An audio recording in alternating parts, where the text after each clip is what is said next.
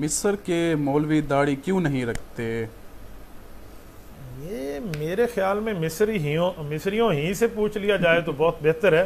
جہاں تک میں نے سنا ہے، اللہ پاک اس کے معاملے کو بہتر جانتے ہیں، کہ مصر میں سرکاری سطح پہ پابندی ہے تو ان حضرات کو لیسنس ایشو کروانا پڑتا ہے۔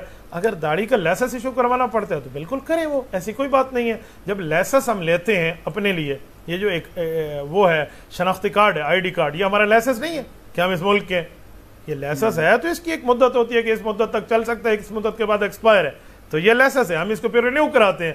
تو شناختی کارڈ کے لیے ہم یہ لیسنس ایشو کرا رہے ہیں، باقی معاملات کے لیے کراتے ہیں، تو ہمیں داڑھی کے لیے کیوں نہیں کرانا چاہیے؟ تو ان حضرات کو اس پہ غور کرنا چاہیے۔ نمبر 2، بعض رات وہ ان میں سے کسی کے ساتھ جو ہماری بات ہوئی تو کہتے ہیں بھائی ہم اسی لیے داڑھی کاٹتے ہیں کہ وہاں دہشت گرد جو ہیں وہ داڑیاں رکھتے ہیں۔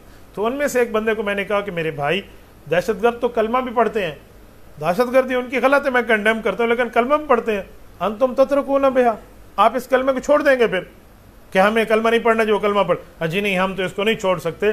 تو داڑھی مبارک کے لیے ایسی بات یہ بالکل غلط ہے، یوں نہیں ہونی چاہیے، داڑھی مکمل رکھنی چاہیے جیسے رسول اللہ صلی اللہ علیہ وسلم کی سنت ہے۔ 1,24,000 انبیاء میں کوئی نبی نہیں ہے جو بغیر داڑھی کے ہو، 1,24,000 صحابہ میں کوئی صحابی نہیں ہے جس بغیر داڑھی کے ہو۔ تو یہ داڑھی مبارک سنت رسول ہے، سنت انبیاء ہے، سنت صحابہ ہے، سنت اہل بیت ہے، اس کو رکھنی چاہیے۔ بلکہ آسمان پہ فرشتے حدیث پاک میں آتے ہیں، موجود ہیں، جو داڑھیوں والوں کے لیے تعریف کر رہے ہیں۔